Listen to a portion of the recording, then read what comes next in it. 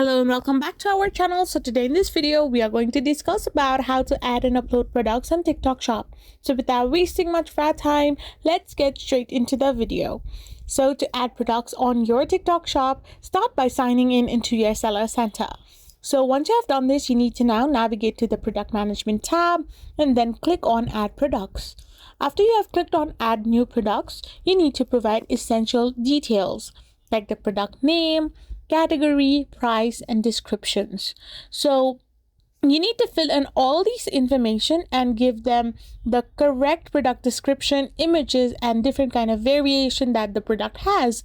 Once you have done this, you can also have and use the quick listing tool to search for existing products and copy their information. After everything is done, you need to review and verify and submit for a review and wait for the approval, and simply tap on the add product option to find your product on your TikTok Shop. I hope you found this video helpful, so don't forget to hit that subscribe button and do give us a thumbs up. Thank you for watching.